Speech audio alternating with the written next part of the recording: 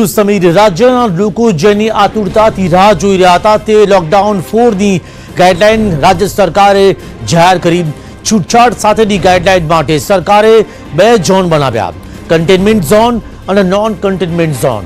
આ બંને ઝોનમાં અલગ અલગ છૂટછાટ આપવામાં આવી છે. નોન કન્ટેનમેન્ટ ઝોનમાં હેર પાર્લર, બ્યુટી પાર્લર અને સલૂનને પરવાનગી આપવામાં આવી અને કન્ટેનમેન્ટ ઝોનમાં આવશ્યક ચીજ વસ્તુઓ સિવાય કોઈ પણ પ્રકારની છૂટછાટ નથી આપવામાં આવી.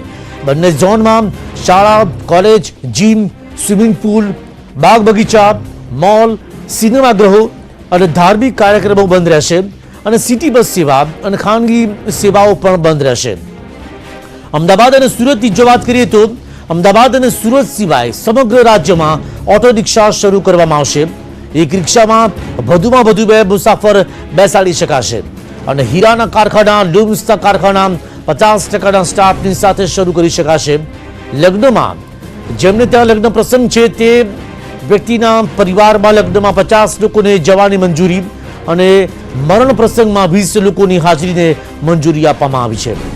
તો સમગ્ર રાજ્યમાં રેસ્ટોરાં માત્ર કન્ટેનમેન્ટ ઝોનમાં હોમ ડિલિવરીના હેતુથી ચાલુ રાખી શકાશે અને અમદાવાદના પૂર્વ વિસ્તારમાં ટેક્સી સેવા શરૂ કરાશે.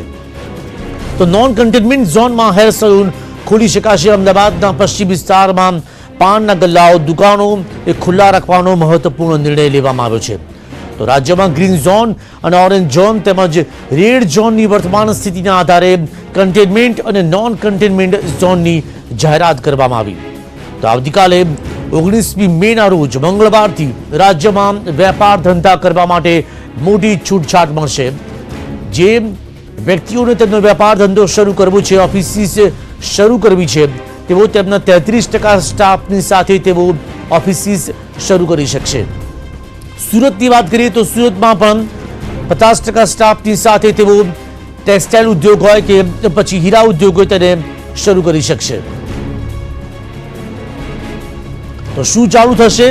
ટેસ્ટી બસ સેવા, રિક્ષા, ટેક્સી, પાન મસાલાની દુકાન, કરિયાણાની દુકાન, સલૂન અને ટેક્સટાઇલ માર્કેટ. તો આ તમામ વસ્તુ ચાલુ થશે, પરંતુ સુરત અને અમદાવાદમાં રિક્ષા ચાલી શકશે નહીં. અમદાવાદમાં એસટીને મંજૂરી આપવામાં નથી આવી, એટલે કે અમદાવાદ શહેરમાં એસટી નહીં આવી શકે.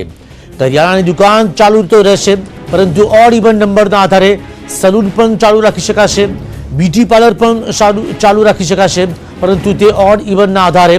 અને તે જે વ્યક્તિને 1 નંબર હોય તો એકી સંખ્યામાં જેટલી પણ દુકાનો આવતી હોય તેઓ ચાલુ રાખી શકશે. બીજા દિવસે બેકી સંખ્યાવાળી દુકાનો તેઓ તેમની દુકાન ચાલુ રાખી શકશે.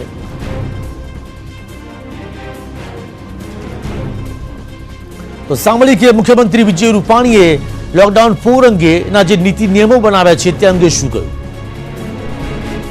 આવશ્યક ચીજવસ્તુઓ અને આવશ્યક સેવાઓ સિવાય કોઈ પણ પ્રકારની છૂટછાટ આપવામાં આવશે નહીં અને આપણે જે રીતે લોકડાઉનમાં વ્યવસ્થા હતી એ જ વ્યવસ્થા ચાલુ રહેશે. પરંતુ કન્ટેનમેન્ટ ઝોનની યાદી આવનારા દિવસોમાં કેસોની સંખ્યા આધારે ફેરફારને પાત્ર રહેશે અને એનો સતત રિવ્યુ કરીશું. સમગ્ર ગુજરાતમાં કન્ટેનમેન્ટ ઝોન વિસ્તારમાં સવારે 8 થી બપોરે 3 વાગ્યા સુધી આવશ્યક સેવાઓ, આવશ્યક ચીજવસ્તુનું વેચાણની છૂટ રહેશે. દાખલા તરીકે શાકભાજી, દૂધ, દવા, અનાજ એને છૂટ આપવામાં આવશે. આરોગ્ય સેવાની પણ છૂટ આપવામાં આવશે. કન્ટેનમેન્ટ ઝોન સિવાયના વિસ્તારમાં સવારના 8 વાગ્યાથી બપોરના 4 વાગ્યા સુધી વેપાર ધંધા રોજગારની એટલે કે દુકાનો ખોલવા માટે આપણે છૂટ સાંજના 7 થી સવારના 7 સમગ્ર ગુજરાતમાં કર્ફ્યુનો કડક અમલ કરાશે અને કોઈ પણ વ્યક્તિ જાહેરમાં બહાર હરીફરી નહીં શકે. કન્ટેનમેન્ટ ઝોન બહાર પણ અમુક બાબતોમાં છૂટછાટ નહીં મળે, જેમ કે શાળા, કોલેજો, કોચિંગ ક્લાસ એ શરૂ કરવામાં મંજૂરી આપવામાં નહીં આવે. જીમ, સ્વિમિંગ પુલ, બાગ બગીચાઓ, શોપિંગ મોલ, થિયેટર, ધાર્મિક કે જાહેર કાર્યક્રમો, મેળાવડાઓ, સાંસ્કૃતિક કાર્યક્રમો એ બધું બંધ રહેશે. એટલા માટે કે એ વિસ્તાર એટલે આ બધી વસ્તુમાં લોકોની ભીડ થાય છે. ભીડને કારણે સંક્રમણની શક્યતા રહે છે. માટે કન્ટેનમેન્ટ વિસ્તાર કે કન્ટેનમેન્ટ વિસ્તારની બહાર આ બધી બાબતો નિષેધ રહેશે. હાલ શાકભાજી તેમજ આવશ્યક ચીજ વસ્તુનું વેચાણ સિવાયના ફેરિયાઓ, સિટી બસ સેવાઓ, ખાનગી બસ સેવાઓ ને પણ આપણે કન્ટેનમેન્ટ વિસ્તારમાં મંજૂરી આપતા નથી. આરોગ્ય, પોલીસ, સરકારી કામકાજ અર્થે વપરાતી લેવામાં આવતી, ક્વોરન્ટાઇન ફેસિલિટીમાં ઉપયોગમાં લેવામાં આવતી તે સિવાયની પણ તમામ રેસ્ટોરન્ટ, હોટલો બંધ રહેશે. કન્ટેનમેન્ટ ઝોન બહાર સિવાયની ગતિવિધિમાં પણ મોટે પાયે છૂટછાટ પણ આપણે આપી છે. અમદાવાદ અને સુરત સિવાયના રાજ્યના સમગ્ર રાજ્યમાં અમદાવાદ અને સુરત સિવાય ઓટો રિક્ષા ચાલુ કરવામાં આવશે. બીજા તબક્કામાં આ બે શહેર અંગે પણ ઓટો રિક્ષા માટે અવશ્ય આપણે નિર્ણય કરીશું. સમગ્ર ગુજરાતમાં એસટી બસો શરૂ કરવા દેવાશે, પરંતુ અમદાવાદ શહેરમાં બસોને આવવા કે જવા દેવામાં આવશે નહીં. કારણ કે આપ સૌ જાણો છો કે અમદાવાદમાં સંક્રમણ વધારે છે, પોઝિટિવ કેસો વધારે છે અને એને આપણે કંટ્રોલ કરીને પછી જ એ છૂટછાટ અંગે વિચાર કરીશું. લગ્ન સમારંભ ચોક્કસ કરે, 50 વ્યક્તિથી વધારે મંજૂરી અપાશે નહીં અને 50 વ્યક્તિ પણ સોશિયલ ડિસ્ટન્સ જાળવવાનું રહેશે. કોઈ મૃતકના અંતિમ સંસ્કાર માટે 20 વ્યક્તિઓને જ અનુમતિ અપાશે અને એમને પણ સોશિયલ ડિસ્ટન્સ થોડું રાખવાની ચિંતા કરવી પડશે. કન્ટેનમેન્ટ વિસ્તારની બહાર આપણે દુકાનોને છૂટ આપીએ છીએ, એટલે એમાં પછી પાન, બીડી, માવા કે જે કાંઈ દુકાનો આવતી હશે એ બધાને પણ છૂટ આપવામાં આવશે. પરંતુ માત્ર ટેક અવેને એટલે કે દુકાન ઉપર ટોળા ન થવા જોઈએ. વાળ કાપવા માટે બધાને ખૂબ 2 મહિના ત્યાં પ્રશ્ન છે, ત્યારે વાણંદ ભાઈઓની દુકાનો, બ્યુટી પાર્લર, સલૂન એ સોશિયલ ડિસ્ટન્સિંગનું પાવર કરવાની શરતે એમની પણ મંજૂરી કન્ટેનમેન્ટ વિસ્તારની બહાર આપવામાં આવે છે. સમગ્ર રાજ્યમાં 60% કેપેસિટી સાથે પબ્લિક લાઇબ્રેરી, સ્કૂલ કોલેજની નહીં, પબ્લિક લાઇબ્રેરી શરૂ કરવાની છૂટ આપવામાં આવશે. કેબ, ટેક્સી, કેબ એગ્રીગેટર્સની સેવાઓ, કન્ટેનમેન્ટ ઝોનની બહાર ડ્રાઈવર પ્લસ 2 પેસેન્જર સાથે એ ટેક્સીને, કેબને ચલાવવાની છૂટ આપવામાં આવશે. દેશમાં કોરોના સંક્રમિતોની સંખ્યા 96,137 પર પહોંચી અને અત્યાર સુધી કોરોનાથી 3,039 લોકોના મોત થયા છે. લોકડાઉન ન હોત તો દેશમાં સંક્રમિતોની સંખ્યા 53 લાખથી વધુ પહોંચી ગઈ હોત. દેશમાં લોકડાઉન 4 શરૂ થયું છે. સંક્રમિતોની સંખ્યા પણ 1 લાખની નજીક પહોંચી છે. અત્યાર સુધી 96,137 લોકો સંક્રમિત થઈ ગયા છે. સારું છે કે દેશમાં 25 માર્ચે લોકડાઉન અમલી બન્યું. જો આવું ન થાત તો દેશમાં કોરોનાની રફતાર ઘણી તીવ્ર હોત અને આ બાબત આંકડાઓથી સ્પષ્ટ થાય છે. લોકડાઉન પહેલા સંક્રમણના કેસ દર 4 દિવસમાં ડબલ થતા હતા. 21 માર્ચના દેશમાં સંક્રમિતોની સંખ્યા 334 હતી. 4 દિવસ બાદ 25 માર્ચના તે 657 પર પહોંચી હતી. જો આ આંકડાની ગતિ પ્રમાણે ગણતરી કરીએ તો ચોંકાવનારા આંકડા સામે આવે છે. લોકડાઉન લગાવવામાં ન આવ્યું હોત અને કોરોનાની ગતિ પહેલાની જેમ જ હોત તો 16 મે સુધી દેશમાં સંક્રમિતોની સંખ્યા 53,52,000થી વધુ હોત. મતલબ કે સમગ્ર વિશ્વમાં જેટલા કેસ છે તેમાંથી 12%થી વધુ કેસ ભારતમાં હોત. અત્યારે વિશ્વમાં કોરોનાના 48 લાખ કેસ છે.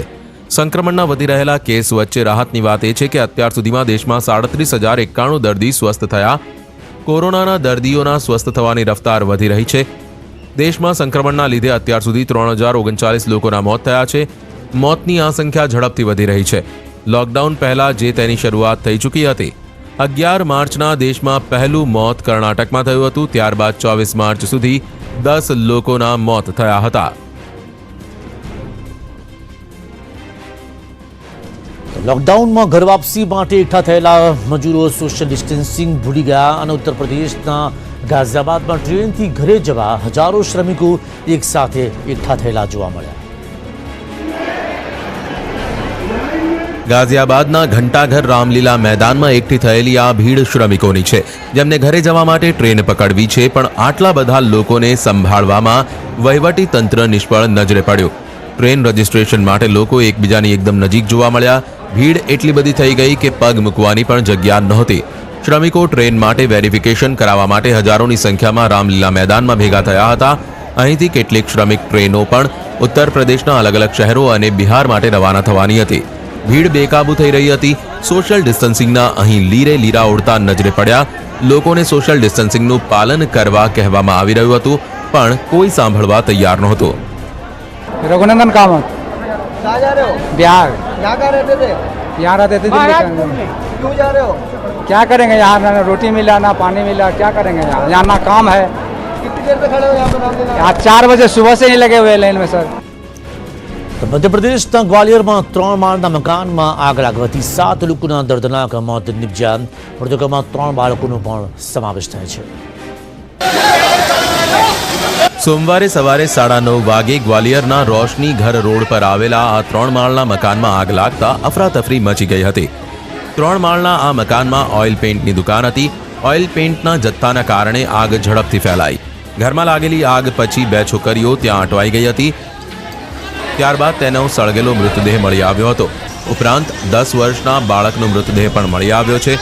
શોર્ટ સર્કિટના કારણે આગ લાગી હોવાનું પ્રાથમિક તારણ છે. આગ એટલી ઝડપથી ફેલાઈ કે મકાનમાં ફસાયેલા લોકોને બચાવવાનો મોકો જ ન મળ્યો. 3 કિલોમીટર દૂર આકાશમાં કાળો ધુમાડો જોવા મળ્યો. આગ એટલી તીવ્ર હતી કે બચાવ કામગીરી માટે તંત્રે સેનાને બોલાવવી પડી. આર્મીની બચાવ ટીમ ઘટના સ્થળે પહોંચી અને ત્યાંથી કેટલાક લોકોને બચાવ્યા. ફાયર બ્રિગેડની 10 ગાડીઓ અને ઓક્સિજન સિલિન્ડરો પહોંચાડવામાં આવ્યા. આગથી દાઝી ગયેલા લોકોને તાત્કાલિક JH હોસ્પિટલમાં દાખલ કરાયા છે. વહીવટી તંત્ર ઇમારતમાં ફાયર સેફટીની સુવિધા હતી કે નહીં તેની તપાસ કરી રહ્યું છે.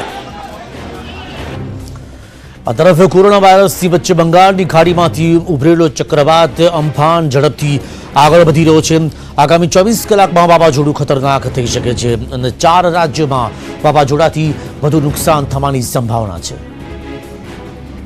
બંગાળની ખાડીમાંથી ઉભરેલું વાવાઝોડું અમ્ફાન પશ્ચિમ બંગાળ અને ઓડિશાના દરિયા કિનારે ઝડપથી આગળ વધી રહ્યું છે. હવામાન વિભાગ મુજબ આગામી કલાકોમાં અમ્ફાન ખતરનાક સ્વરૂપ લઈ શકે છે. વાવાઝોડું બુધવારે 20 મેના રોજ બપોર પછી પશ્ચિમ બંગાળના દરિયા કિનારે ટકરાઈ શકે છે. માનવામાં આવી રહ્યું છે કે અમ્ફાન કેટલાક કલાકો બાદ એટલે કે સવાર સુધીમાં સુપર સાયક્લોનમાં બદલાઈ જશે. આ વાવાઝોડાની ઝડપ 219 કિલોમીટર પ્રતિ કલાકથી વધુ હોઈ શકે છે, જેને સુપર સાયક્લોન કહેવામાં આવે છે. જો કે એક અંદાજ મુજબ વાવાઝોડું પશ્ચિમ બંગાળના તટે ટકરાતા પહેલા નબળું પડી શકે છે. જો કે તેની ઝડપ પશ્ચિમ બંગાળમાં 170 કિલોમીટર પ્રતિ કલાકની હશે, જ્યારે ઓડિશામાં વાવાઝોડાના કારણે પવન 130 કિલોમીટરની ઝડપે ફૂંકાશે. ઓડિશાના ભદ્રક, બાલાસોરા, જાજપુર અને મયુરભંજ જિલ્લામાં વાવાઝોડાથી નુકસાનની આશંકા છે, જ્યારે પશ્ચિમ બંગાળમાં વાવાઝોડાની સૌથી વધુ નુકસાનની સંભાવના છે. હવામાન વિભાગે માછીમારોને 18 થી 20 તારીખ સુધી ઓડિશા અને પશ્ચિમ બંગાળના દરિયા કિનારા નજીક દરિયો ન ખેડવાની સલાહ આપી છે. વાવાઝોડાના પગલે NDRF અને કોસ્ટગાર્ડે તૈયારીઓ શરૂ કરી દીધી છે. દરિયા કિનારાના વિસ્તારો ખાલી કરાવવામાં આવી રહ્યા છે. તમિલનાડુ અને કર્ણાટકમાં વાવાઝોડાની અસર જોવા મળી રહી છે. અહીં કેટલાય વિસ્તારોમાં વરસાદ પડ્યો હતો. વાવાઝોડાના પગલે જોરદાર પવન ફૂંકાતા વૃક્ષો ધરાશાયી થયા છે. આગામી 24 કલાકમાં અમ્ફાન ભારે નુકસાન પહોંચાડી શકે છે. આંધ્રપ્રદેશમાં પણ આગામી 24 કલાક ભારે વરસાદની આગાહી છે. આંદમાન નિકોબારમાં પણ ભારે વરસાદની સંભાવના છે. પાડોશી રાજ્ય રાજસ્થાનના કેટલાક શહેરોમાં તીડે લોકોની મુશ્કેલી વધારી મૂકી. તીડના ફરી આક્રમણને કારણે ખેડૂતોને પાક બરબાદ થઈ જવાની ચિંતા છે. પાલી શહેરમાં લોકો થાળી વગાડીને તીડને ભગાડવાનો પ્રયાસ કરી રહ્યા છે. શહેરમાં એટલા બધા તીડ પહોંચી ગયા કે ચારે બાજુ તીડ દેખાઈ રહ્યા છે. કંઈક આવી જ તસવીરો કોટાથી સામે આવી છે. એક ખેતરમાં પહોંચેલા તીડોના ટોળાને ખેડૂતોની મુશ્કેલી વધારી છે. ખેડૂતોએ તીડોને ભગાડવાનો પ્રયાસ પણ કર્યો, પણ તીડોને ભગાડવામાં તેમનો પરસેવો વળી ગયો. કેટલાક વિસ્તારોમાં તીડને ભગાડવા માટે દવાનો છંટકાવ કરવામાં આવ્યો. અધિકારીઓએ કહ્યું કે મોટી સંખ્યામાં તીડોએ આક્રમણ કરતા તેમની મુશ્કેલી વધી ગઈ છે. ગત વર્ષ કરતાં લગભગ બમણી સંભાવનામાં તીડ આવવાની આ વર્ષે સંભાવના છે. મોટી સંખ્યામાં પહોંચેલા આ તીડોએ ખેડૂતો સાથે સામાન્ય લોકોની મુશ્કેલી પણ વધારી દીધી છે. જો કે તીડોને ભગાવવા માટે પ્રયાસો ઝડપથી કરવામાં આવી રહ્યા છે. જો કે પાક બરબાદ થવાની આશંકાને કારણે ખેડૂતો ગભરાયેલા છે. Welcome back. સોનાના ભાવ રોજ નવા રેકોર્ડ બનાવી રહ્યા છે. સોનાનો ભાવ અત્યારે 48,000ની નજીક પહોંચી ગયો છે, જ્યારે ચાંદીના ભાવમાં પણ મોટો ઉછાળો આવ્યો, ત્યારે સેન્સેક્સમાં 1068 પોઈન્ટ ગાબડું પડી ગયું. લોકડાઉન 4ની શરૂઆત થઈ. અઠવાડિયાના પ્રથમ દિવસે જ સોનું નવા શિખર પર પહોંચ્યું છે. શુક્રવારે 10 ગ્રામ સોનાની કિંમત ઓલ ટાઈમ હાઈ 47,067 રૂપિયા પર પહોંચી હતી, જે રેકોર્ડ તૂટી ગયો છે. 24 કેરેટ સોનાનો ભાવ 881 રૂપિયાના ઉછાળા સાથે 47,948 રૂપિયા પ્રતિ 10 ગ્રામ પહોંચ્યો છે, જ્યારે ચાંદીમાં પણ 2480 રૂપિયાનો ઉછાળો આવ્યો છે. જાણકારોનું કહેવું છે કે અમેરિકાથી આવેલી નકારાત્મક ખબરોના કારણે ભાવમાં ઉછાળો આવ્યો છે. સોના અને ચાંદીની કિંમતોમાં તેજીનું મુખ્ય કારણ કોરોનાનું સંક્રમણ વધતા કેસો છે. ઉપરાંત અમેરિકા અને ચીન વચ્ચે વધતું ટેન્શન અને શેરબજારમાં આવેલા ભારે ઘટાડાની અસર સોનાની કિંમતો પર પડી છે. જાણકારોના કહેવા મુજબ સોનાના ભાવ આગામી દિવસોમાં 51,000ને પાર થઈ શકે છે. ભારતીય શેરબજારો આજે ઘટીને બંધ રહ્યા હતા. સેન્સેક્સ 1,068 અંક ઘટીને 30,028 પર બંધ રહ્યો હતો, જ્યારે નિફ્ટી 313 અંક ઘટીને 8,823 પર બંધ રહ્યો હતો.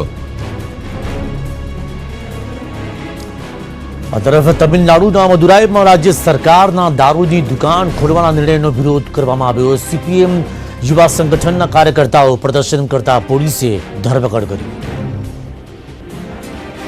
કોરોનાના કારણે દારૂની દુકાનો બંધ હતી. તમિલનાડુ સરકારે દારૂની દુકાનો ખોલવાની હવે મંજૂરી આપતા સરકારના આ નિર્ણયનો વિરોધ કરવા સીપીએમના યુવા સંગઠન ડીવાયએફઆઈના કાર્યકર્તાઓએ દારૂની દુકાન બહાર પ્રદર્શન કર્યું હતું. પ્રદર્શનની જાણકારી મળતા જ પોલીસ તુરંત પહોંચી પહેલા તો લોકોને સમજાવવાનો પ્રયાસ થયો, પણ જ્યારે પ્રદર્શનકર્તાઓ માન્યા નહીં તો પોલીસે તેમને જબરદસ્તી હટાવવાનું શરૂ કર્યું. પણ પ્રદર્શન કરી રહેલા લોકોને હટાવવા જતાં પોલીસને પરસેવો છૂટી ગયો. જેમ તેમ કરીને પ્રદર્શન કરી રહેલા કેટલાય લોકોને ત્યાંથી હટાવી દેવામાં આવ્યા, પણ એક મહિલા ત્યાંથી ઉઠવા તૈયાર જ નહોતી. ડામાડોળ અર્થવ્યવસ્થાને પાટા પર ચડાવવા માટે સરકારે એક બાજુ લોકડાઉન પાર્ટ 3માં દારૂની દુકાનો ખોલવાની પરવાનગી આપી હતી, ત્યારબાદ દારૂની દુકાનો ખોલવાના નિર્ણયનો વિરોધ થઈ રહ્યો છે, જેને લઈને ડીવાયએફઆઈ સંસ્થાના લોકોએ પ્રદર્શન કર્યું, જેના કેટલાક સભ્યોની પોલીસે અટકાયત કરી. પુત્રથી એક ડગલું આગળ નીકળી દીકરીઓ. લોકડાઉન વચ્ચે પુત્રીએ પિતાને સાયકલ પર બેસાડીને ગુડગાંવથી બિહારના દરભંગા પહોંચાડ્યા. દીકરી કેમ વાહનનો દરિયો કહેવાય છે તે તમને આ તસવીરો જોઈને ખબર પડશે. પુત્રી પોતાના પિતાને સાયકલ પર ગામ લઈને આવી છે. 15 વર્ષની જ્યોતિના જુસ્સાને ગામના લોકો સલામ કરી રહ્યા છે. સલામીની જ્યોતિ હકદાર છે. જ્યોતિએ પોતાના પિતા મોહન પાસવાનને સાયકલ પર પાછળ બેસાડી 1000 કિલોમીટરનું અંતર 7 દિવસમાં કાપ્યો. રસ્તામાં કેટલીય મુશ્કેલીઓ આવી, પણ જ્યોતિ હિંમત ન હારી. જ્યોતિ એક દિવસમાં 100 થી 125 કિલોમીટર રોજ સાયકલ ચલાવતી અને જ્યારે થાક લાગતો તો રસ્તા પર જ જ્યોતિ પિતા સાથે આરામ કરી લેતી. જ્યોતિના પિતા ગુડગાંવમાં ઈ રિક્ષા ચલાવે છે. આ પિતાને પોતાની પુત્રી પર ગર્વ છે. मेरा नाम ज्योति कुमारी है. हम गुड़गांव से आए हैं. पापा को लेके आए. मेरा पापा का एक्सीडेंट हो गया था तो पापा को लेके आए यहाँ पे.